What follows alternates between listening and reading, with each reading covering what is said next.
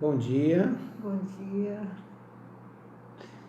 Alguns já conosco aqui, né? Nesse tempo. Bom dia, Ritinha, Sandro. Esses queridos já estão aí. Leila também, bom dia. Mais um dia. E hoje um dia um pouco diferente. Cris, Dimitri lá de Indaial. Um dia um pouquinho diferente hoje, né? Aqui, por exemplo, eu li ontem à noite, o Edwin e a Ana, que... Bom dia, Wanda, tudo bem? Bruna lá de Carianos, Toninho, Mariângela, Atibaia, manda um abraço para as meninas. Paulo, tudo bem, Paulo? A Nívia, a Lani, Eliane, a Eliane e o Valmir. Que bom, queridos, que a gente pode estar juntos. Lisete, bom dia, Lisete. Então, hoje parece que abriram algumas frentes, né? Se não me engano, o pessoal pode me ajudar aí. Parece que a construção civil, comércio, algumas parece que eu li alguma coisa aí do comércio também abrindo, respeitando algumas normas, uma série de normas, mas parece que aqui alguns comércios vão poder ser abertos, né? Bom dia, Reta lá de Curitiba, Tânia também, de Carianos, Florianópolis, Noemi, Luiz Carlos, Rudibert, que bom, Rudi, com a gente aqui, Vanise, alguns queridos. Bento, seja bem-vindo, meu querido, bom, a Vânia e o Jorge também com a gente. Muito bem. Então, alguns comércios abrindo, algumas... Luiz Fernando, a Rose. Oi, Dani, tudo bom? Bom aqui com a gente. E nós vamos continuar o nosso tempo de devocional dos 40 dias de oração, tratando um pouco mais sobre o perdão, né? E Paulo Júnior está aqui também, Tânia, só a construção civil e loja de material de construção, a Lisete está falando aqui. Obrigado, Lisete, pela informação. Alguma coisa abriu, mas só essa área de construção, né? Seletiva. A Ruth está dando um bom dia aqui, a Lisete falando que seletivo, né? Sim, o Almir vai abrir a loja hoje, né? A Nívia está falando, né? E pedindo aí que Deus cuide dele e da equipe de trabalho. Sim, vamos estar orando por isso, né? Muito bem. Raquel também, seja bem-vinda, Raquel. A Isa. A Isa, lá. Isa, sim. Lofagem, né? Que bom, Isa, que você está com a gente aqui. A Nete.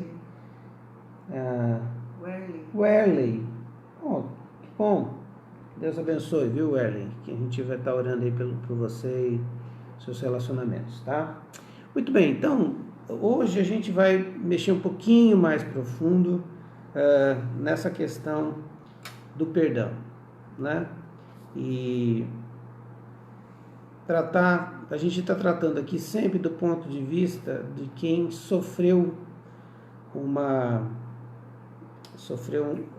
o ônus, né? O ataque, que sofreu a agressão, que foi lhe tirado o direito de alguma coisa, né? Assim, o Erley está falando aqui que a gente vai estar orando por você, tá, Erley? Pelo seu casamento aí, né? E que Deus restaure, que Deus una vocês cada vez mais e que as coisas aconteçam, tá bom? Vamos estar orando aí, Erley. Muito bem. Então, assim, essa dinâmica do perdão, ela vai nos trazendo um certo desconforto, porque na medida que a gente vai aprendendo sobre o perdão de Jesus e o perdão bíblico, a gente vai descobrindo que nós, não sei se é uma coisa cultural ou se é uma coisa até mesmo de ordem psicológica, emocional, nós nos resguardamos no direito de que fomos ofendidos. E quando nós pensamos naquilo que fizeram contra a gente se municia de uma justiça própria, né? E a gente automaticamente se coloca como os justos e a pessoa do outro lado, o injusto. De que ele é que me agrediu, ele que fez o mal contra mim e que eu, né, preciso ser reparado. É verdade, não é de todo errado, mas o que nós precisamos fazer as comparações não é com ele. Ele fez uma coisa errada. Mas o que nós precisamos fazer comparação é com Cristo. O que Cristo faria? E é nesse momento que a gente se torna também injusto, a gente se torna também o pecador, né, que eu falei ontem que nós somos. Pecadores perdoados perdoam outros pecadores. Quando a gente tem essa disposição, a gente não se compara à pessoa. Bom dia, Taína, que bom, Taína. A Taína Volpe está com a gente, que bom. Manda um beijão pro Arthur, a Lucinete, a Lucinda também esteve por aí, né? A gente se compara ao outro. E aí, quando a gente se compara ao outro, a gente diz assim: eu sou mais justo que ele. Ele fez algo contra mim, então ele tem que reparar. Ele é o pecador e eu sou o justo. A lógica do perdão não está em você fazer essa comparação. Aliás, toda e qualquer comparação com qualquer outra pessoa, você vai achar que é mais, ele menos, e vamos cair num erro muito perigoso. Todos nós somos pecadores. Todos nós estamos medidos na régua de Deus e não na régua do outro. O mundo, a sociedade, até às vezes a própria igreja faz uma medição da régua com comparação ao outro. Com relação ao outro, eu sou menos pecador, né? Ou eu não sou pecador, eu sou bom. Lembra? Eu não mato, eu não roubo, eu não faço mal às pessoas e tal, então eu sou bom, né? Ana, Michele, Michele, que bom. Zete também, tem o pessoal chegando aqui. E essa régua que a gente mede os outros, né? A gente se mede também achando que a gente é justo e bom. Na lógica do perdão, as duas pessoas são pecadoras. Bom dia, Priscila, que bom. Bom, seja bem-vinda. O Ailton também, né? A Gilsara, sejam bem-vindos, queridos. Priscila, bom, na lógica do perdão, dois pecadores estão no relacionamento. Tanto eu que fui ofendido, quanto o outro que me ofendeu. Em comparação a ele tem uma coisa a reparar comigo. Mas em comparação a Deus, eu tenho algo que eu não posso reparar a Deus, que foi o perdão dos meus pecados. Então, o perdão que Deus me deu me faz ser alguém em dívida com Deus para sempre. Então, a minha dívida é com Deus. Eu sei que Ele não quer que eu pague porque Ele me perdoou, mas Ele quer que eu mantenha a postura dEle. É a parábola lá dos trabalhadores, que o patrão esperava do seu empregado a mesma postura que ele teve para com o empregado. Ele queria que o empregado perdoasse o outro de uma dívida infinitamente menor, porque ele o perdoou de uma dívida impagável. E naquele momento, ele esperava então que ele agisse com a lógica do perdão. Que ele fizesse o seguinte: você é pecador, você foi perdoado. Um pecador pecou contra você, então perdoe. Essa lógica não aconteceu na parábola. E é por isso que o Senhor chama o trabalhador e diz assim: eu acho que você não entendeu o conceito. Então eu acho que você precisa de justiça e não de misericórdia. Então, baseado nessa análise, nós vamos ler o quarto dia, a lógica do perdão, e eu queria pensar com um texto para você nesse tempo aqui e a gente conversar um pouquinho mais sobre essa tão difícil lógica do perdão. Propósito 4, restaurar relacionamentos. Estamos no dia 4, lógica do perdão, página 65.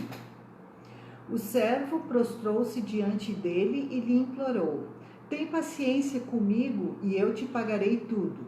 O senhor daquele servo teve compaixão dele, cancelou a dívida e o deixou ir. Mateus 18, 26 e 27. Temos de nos perguntar não apenas o que fazemos de errado, mas por que fazemos errado. Timothy Keller.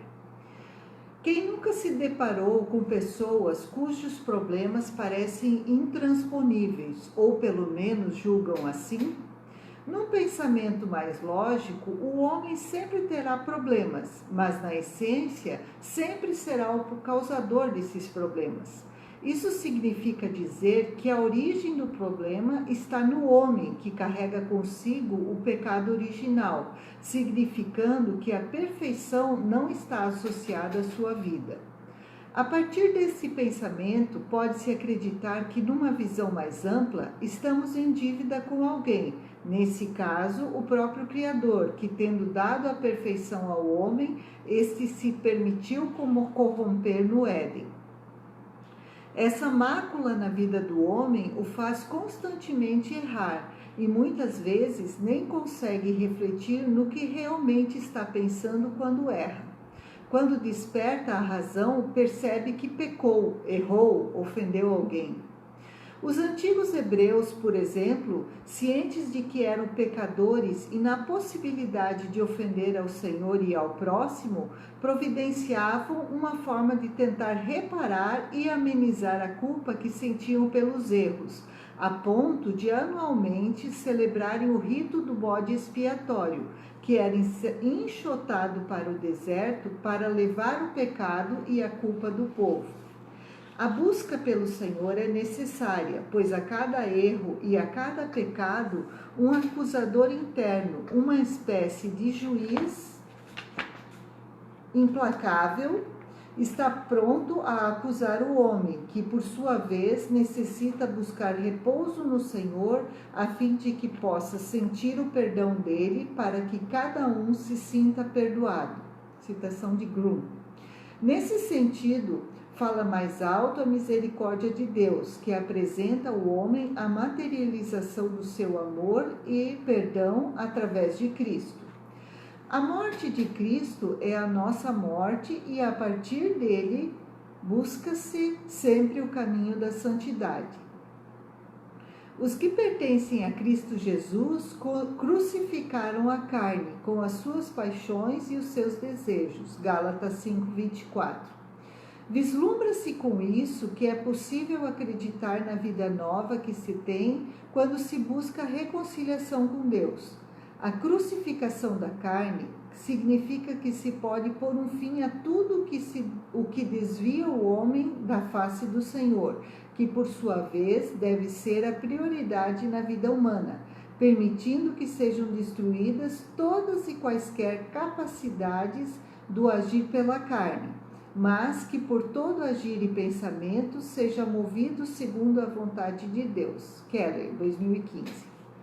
Dessa forma, a busca da origem dos chamados atos falhos, que pela fé chamamos de pecado, é essencial para que se possa compreender a dimensão do amor e da misericórdia de Deus ao entregar seu unigênito para a salvação do homem, para compreender o que o Senhor é capaz de fazer para que todos tenham a vida eterna, conforme narra o apóstolo João em seu Evangelho. Por isso, é sempre importante orar para que o Espírito Santo de Deus dê o discernimento para que cada um possa refletir sobre o seu caminhar com o Senhor, a fim de identificar erros e buscar a reconciliação a partir da ideia do amor e misericórdia divinos. A pergunta de hoje é: você reconhece a dimensão do amor de Deus no perdão? Muito bem, eu vi aqui alguns queridos, a Cláudia, o Zé Almir e as meninas. Que bom que vocês estão aqui com a gente também. E alguns aí que passaram e a gente não conseguiu dar o nosso bom dia, o nosso oi. A Marta também, Marta Silas, lá de Curitiba. Que bom, Marta, você com a gente aqui. Bom, queridos, começando só para a gente entender o que significa essa lógica do perdão, o Sandro estava falando aí no devocional que ele escreveu sobre o bode expiatório. E é muito interessante que na prática da religião judaica, eles então tinham 2 bodes, né? Um que era sacrificado e o outro que era levado para o deserto, para morrer no deserto, pendurado com os pecados da nação, digamos assim, os pecados do povo. E ele era levado mesmo, enxotado para morrer no deserto, ou seja, alguém ia pagar pelos meus pecados. Na verdade, era uma transferência de responsabilidade e de culpa. O meu pecado, na verdade, está no outro, né? O meu pecado está ali, está nele. Então, o bode vai morrer no meu lugar, vai pagar pelos meus erros.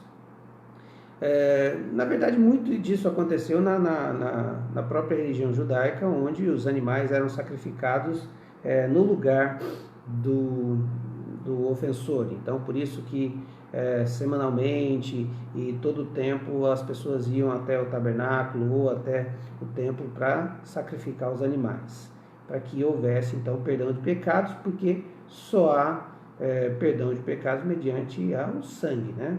Sem derramamento de sangue não há perdão de pecados, né? Então, quando a gente percebe esse tipo de análise que havia lá, havia sempre uma transferência. Então o povo começou a acreditar plenamente que eles podiam fazer o que quisessem, não precisavam olhar para si mesmos, não precisavam fazer um exame dos seus erros e poderia transferir isso para os animais.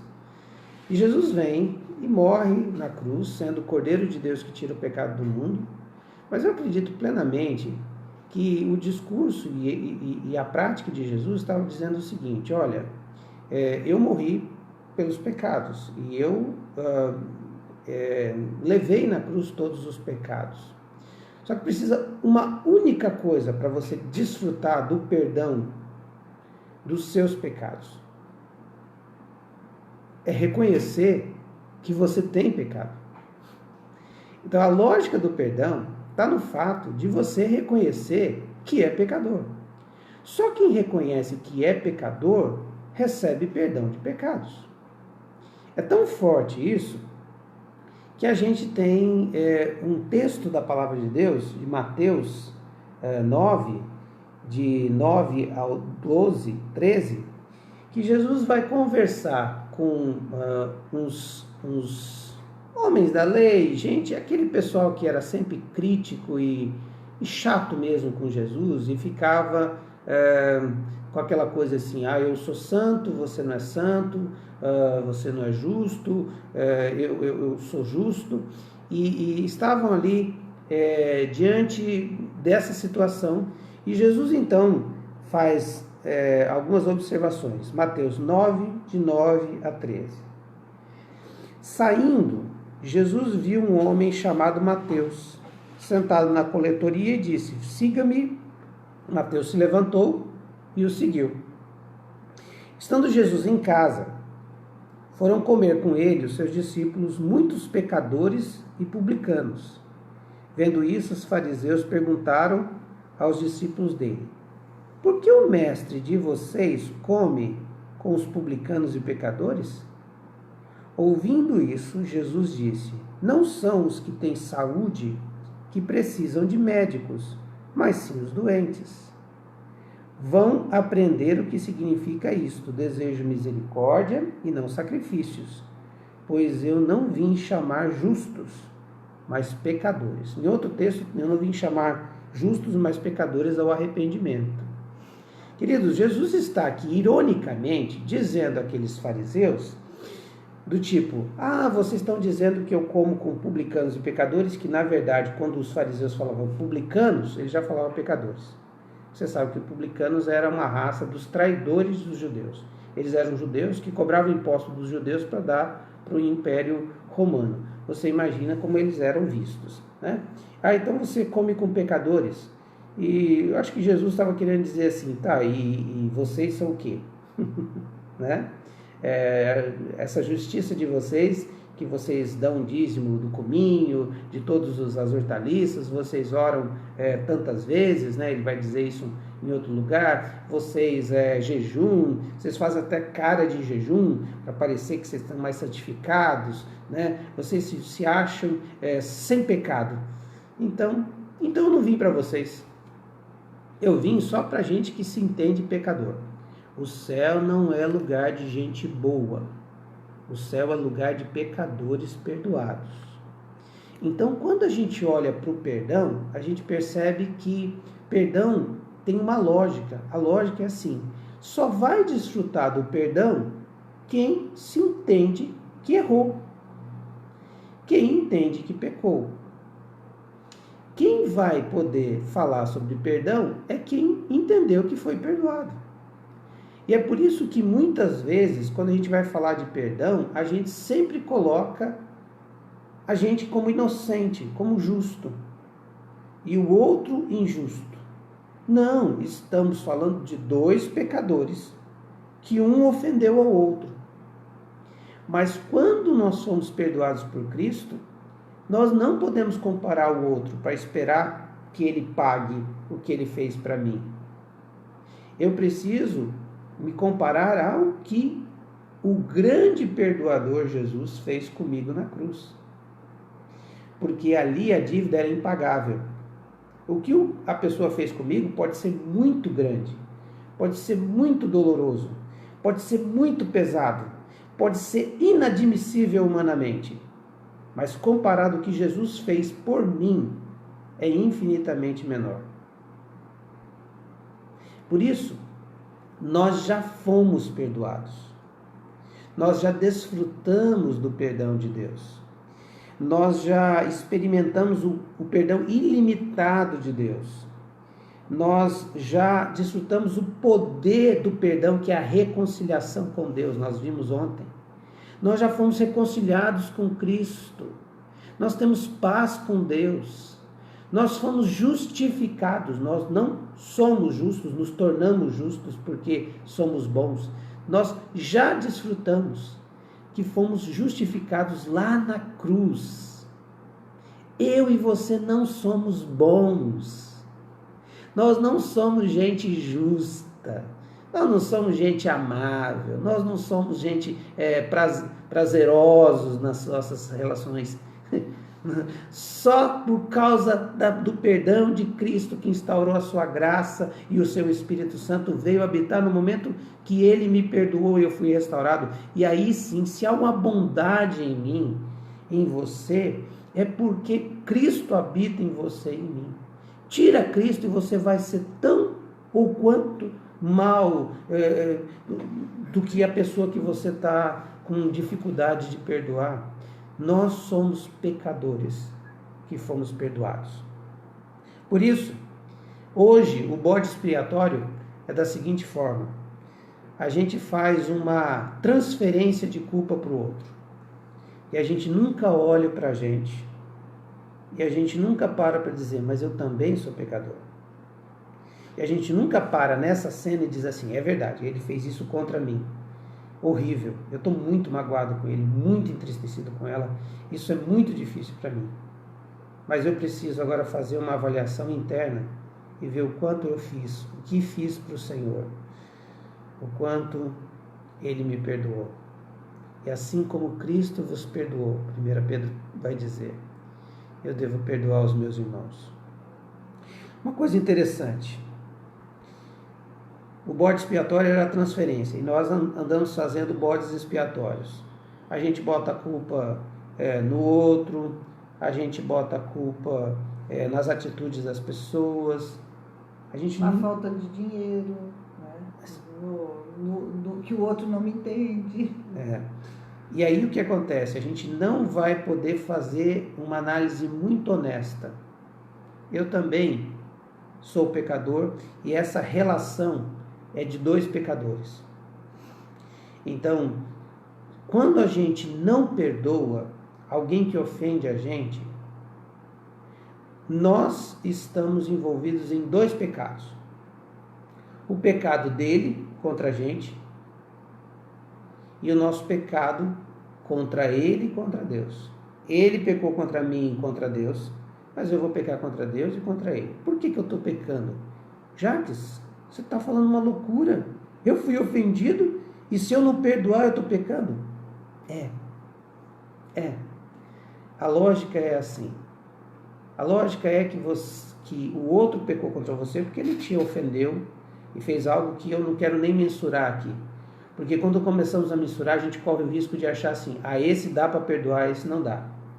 O cara que me xingou na rua, me trancou na rua, no trânsito, esse eu posso perdoar. Mas o cara que fez mal à minha família, matou alguém, ente querido, esse não posso perdoar. Porque ele essa ação que ele fez é maior do que a outra. Não, se nós entrarmos nessa discussão, a gente cai no que as pessoas vão ficar amarradas e presas para o resto da vida. Não tem perdão, tem pecado, tem ação, tem agressão, tem atitude que alguém fez para mim que não dá para perdoar. Quando você fala isso, você está condicionando que o perdão que você recebeu na cruz também você não poderia receber. Que o pecado que você cometeu na cruz era inferior a esse. Que o pecado que Cristo levou na cruz por mim e por você não era inferior a esse? Não, queridos. Todos nós pecamos e separados estávamos da glória de Cristo. Todos. O pecado em Adão e Eva foi democrático, nos colocou todos na situação de carecermos de perdão. Nós não somos justos e nem estamos sãos. Jesus foi irônico, sim, mas ele estava dizendo assim, dá uma olhada aqui, quem é são? Quem não precisa de médico? Todos vocês. Uns reconhecem, outros não. Todos somos doentes. Todos somos doentes. E o perdão é o antídoto. O perdão é o remédio. Para o outro, para livrá-lo, mas também para me livrar. Tem gente carregando gente a vida toda. Doente porque não perdoou e se achando justo. E quando eu tenho essa atitude, eu estou desprezando todo o processo de Jesus na cruz. A Áurea até escreveu isso agora aqui. Quando eu falo assim, bom, eu sou justo, né? A Áurea escreveu, quando eu me acho justo, eu dispenso o sacrifício de Jesus. É isso mesmo. Por isso que a lógica do perdão é essa. Quem é pecador, só quem é pecador é que precisa de perdão. Então, se você acha que é justo e que não precisa perdoar porque você não tem pecado, porque você é justo com relação àquela pessoa, você está dispensando o que Cristo fez na cruz. Eu queria parar aqui um pouco e dizer para você que tudo isso me dói muito. O assunto perdão, para mim, é um assunto muito tenso. Mas quando nós estamos propondo orar a oração do Pai Nosso, que é perdoar as nossas dívidas, assim como nós perdoamos a quem nos tem ofendido, a gente está fazendo exatamente uma oração onde, e amanhã a gente vai ver sobre isso, né? A condicionalidade do perdão, a gente está associando ao que a gente faz com o outro, da gente desfrutar do perdão que vem de Deus. É muito perigosa essa oração. É muito profunda essa oração. Mas eu quero dizer para você, o Ailton está dizendo assim, eu sei quanto é bom o perdão. Gente, o perdão não é só bom. A lógica do perdão não está só no fato de que você liberta o outro. A lógica do perdão é que quando você perdoa, você também é liberto. Você não carrega mais um peso de ódio, de raiva, de mágoa, de tristeza, de frustração. Você começa a desfrutar novamente da seiva, do amor de Deus em você. Porque você sabe que quando o seu coração se fecha para o perdão, se fecha também para entender a sua relação com Deus. Não pense que você não perdoando o seu próximo, você não amando o seu próximo no sentido de perdoá-lo, você vai conseguir continuar tendo o seu relacionamento verticalmente com Deus numa boa. Não. São ligações, são tubulações conectadas. Quando você rompe um relacionamento sério com alguém, o rio de Deus não começa a fluir dentro de você de maneira abençoadora. Querido, querida, a gente ganha perdoando, a gente ganha paz, a gente ganha liberdade de sair na rua. Eu quero contar uma história para vocês, para terminar esse tempo. Eu não sei quanto tempo nós estamos aqui de live, né? 7h30 agora. Mas eu quero terminar com essa história. Olha só como é que é interessante. A Ana Maria está dizendo aqui: irai-vos, mas não pequeis, solta esse bode no deserto. Isso mesmo. Solta esse bode dentro da gente, né, querida?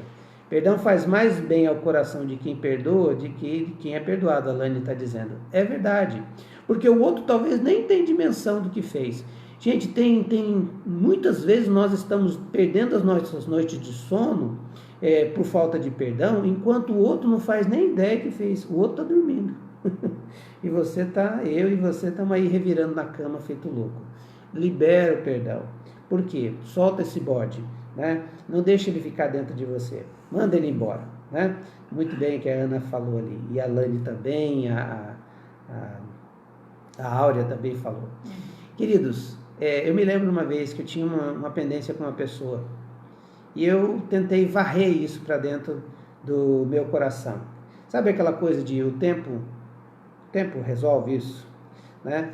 E na verdade eu estava achando eu justo e ele errado, né? E achando muito justo e resolvido no meu coração. Bom, passaram-se anos e então um dia eu estava num lugar, fui convidado para pregar naquele lugar. E achei incrível que de repente eu vi o nome dessa pessoa na lista, né? O mesmo nome. E imagine só, você preparando para pregar, e você vê o nome da pessoa que você teve desavença no passado e tal. E aí eu fico indignado de imaginar que essa pessoa está ali, no mesmo lugar que eu, e eu ia pregar. E eu preguei e não vi essa pessoa. Depois eu fui para o salão e conversando com algumas pessoas ali, conversando com os líderes daquele retiro. Falei, cadê o fulano? Ele não está aí? Falei, está ali. Eu não estou vendo. Daí a pessoa me mostrou uma outra pessoa, que chamava-se pelo mesmo nome dessa pessoa. E eu passei o tempo todo remoendo e relembrando e sofrendo aquilo que ele fez. E eu tinha dito para várias pessoas que eu tinha perdoado. Mas naquele dia, eu descobri que eu era o pecador. O pecado do orgulho. O pecado do orgulho é de não admitir que eu também sou pecador. E o pecado de me comparar a Ele e não me comparar a Cristo. Porque quando eu me comparo a Cristo, eu entro num beco sem saída. Tá? E aí eu fico nessa situação onde eu não tenho para onde fugir, a não ser dizer: Senhor, assim como o Senhor me perdoou, me ensine a perdoar. Talvez seja essa oração que a gente tem que fazer. A lógica do perdão é: eu sou um pecador que fui perdoado. Só quem realmente reconhece que é pecador precisa de perdão. Então, agora não é para analisar o outro. Agora é para analisar você. Não é para analisar o que o outro fez para você agora, para você perdoar. Analisa o que Jesus fez com você, por você. E aí o seu perdão vai ser muito mais fácil. Porque você vai ver que você não vai pedir justiça para Ele, misericórdia para você. Você vai pedir misericórdia para você e misericórdia para Ele. É o que a gente vai ver amanhã da condicionalidade do perdão. Eu queria puxar aqui alguns pedidos que foram colocados. O Paulo está falando sobre o advogado e amigo dele que está com suspeita de Covid. Está em isolamento total. Gelson, né? Gelson, também eu vi que no teu WhatsApp Só um pouquinho. Quem mais tinha A pedido? Márcia, irmã da Andréia, do Lúcio, está pedindo oração pela irmã dela que voltou o câncer. Né? A irmã dela, como é o nome dela? Márcia. Márcia. A irmã A da Márcia. Andréia, Sim, do sim. Lúcio. Sim, Márcia. queridos. Eu vou anotar aqui para eu não me porque é muita perder, coisa. né? E queria aqui, você podia mexer aqui, porque senão o pessoal fica vendo meu dedo na tela ali, né? Tá. Isso. A Lisete está pedindo por chuva. Eu quero até citar aqui o pedido da Lisete. Ela falou aqui sobre o estado todo está com racionamento de água, principalmente o oeste, lá a região que a Lisete veio, né? E a região agrícola. Lá tem uma empresa, né? Uma fábrica de camisa que está demitindo gente já, vai demitir ou já demitiu. E também, para piorar ainda a cidade, os agricultores estão com essa questão da chuva, né? E aí o caos instaurando, né? Professor Guilherme.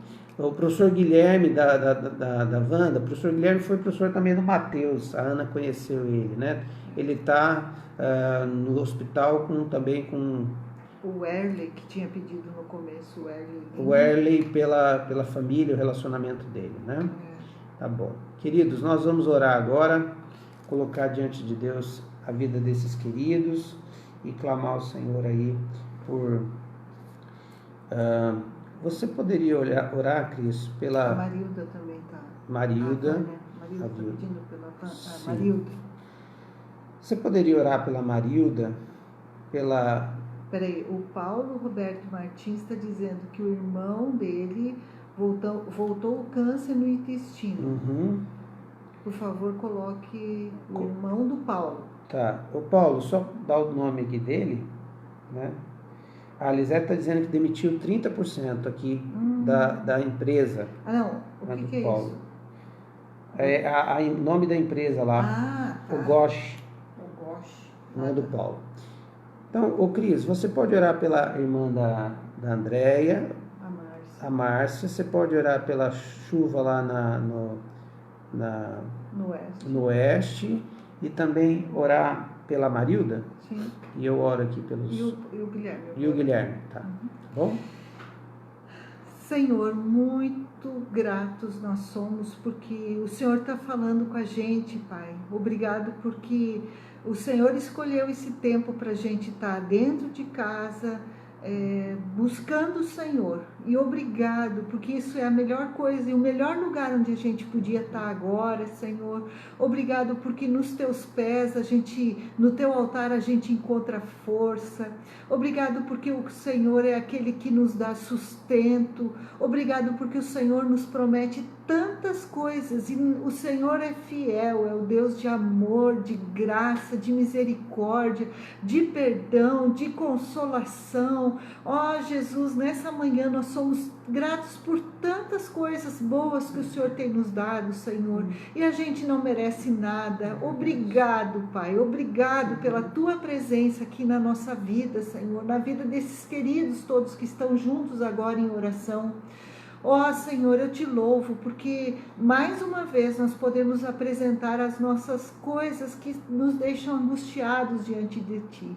E nessa manhã eu quero colocar de uma forma muito especial a vida da Márcia, irmã da Andréia, que mais uma vez vai ter que lutar contra o câncer, Senhor. Então fortalece o corpo dela, dá saúde a ela, dá, Senhor, vontade de realmente ser luz mesmo em meio à dor.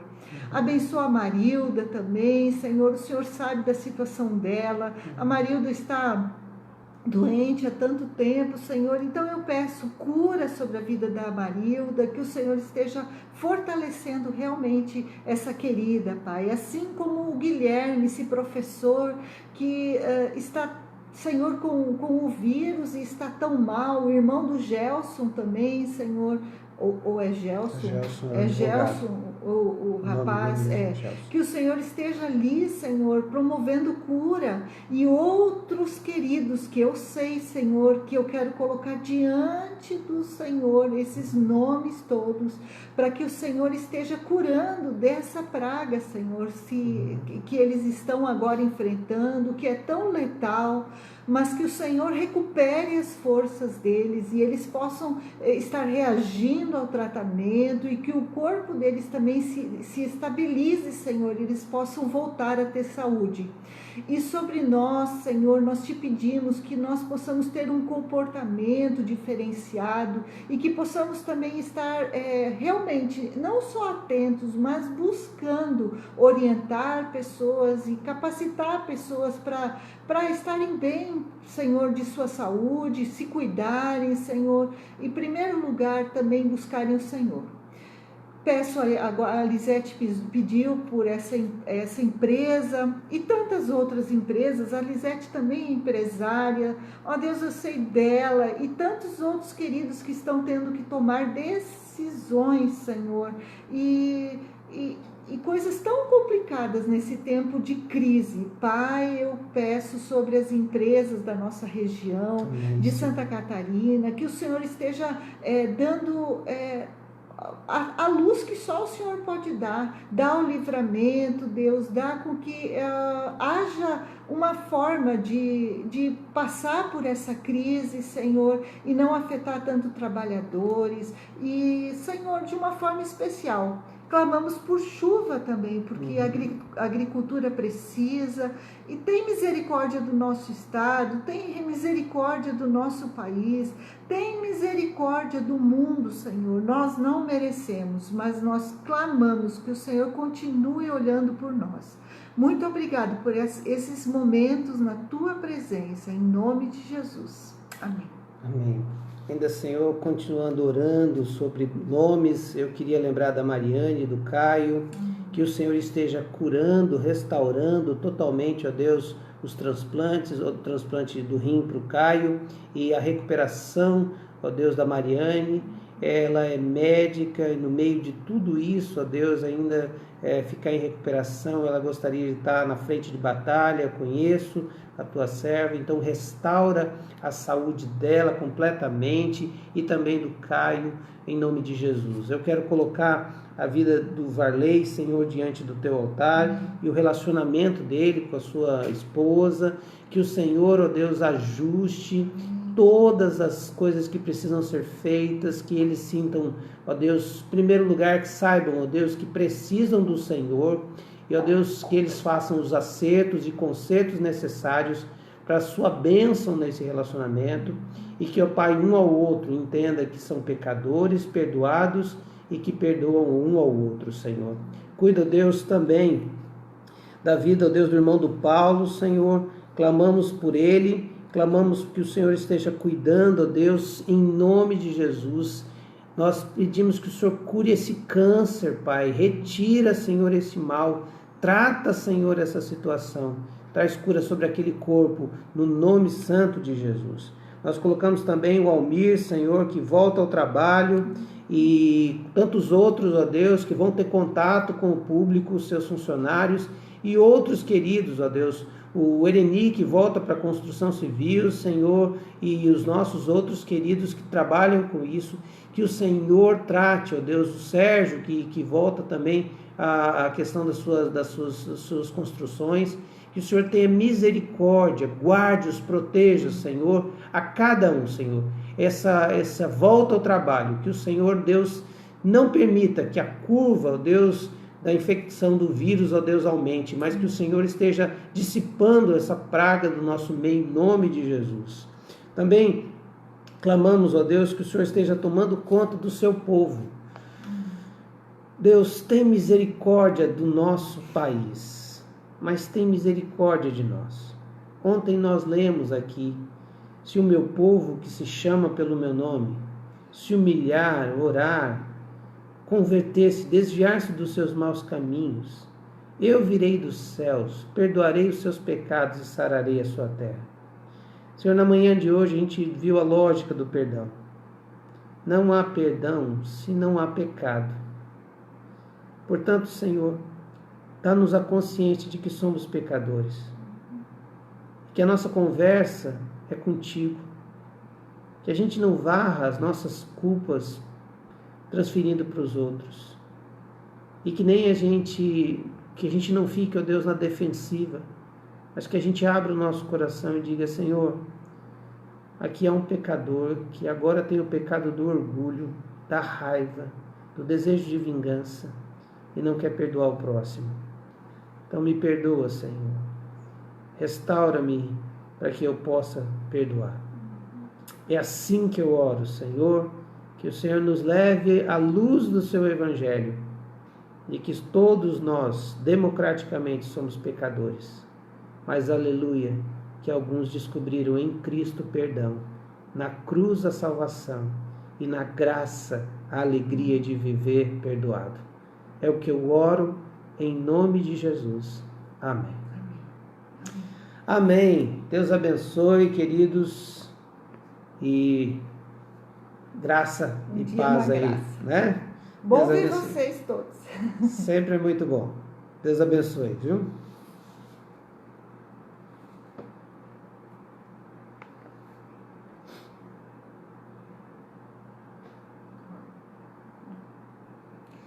Pedir perdão ao próximo também é extremamente difícil, né? Reconhecer o nosso erro. Com certeza, perdoar é difícil e pedir perdão também é. Não sei qual que é mais difícil, dependendo do que lado você está, né?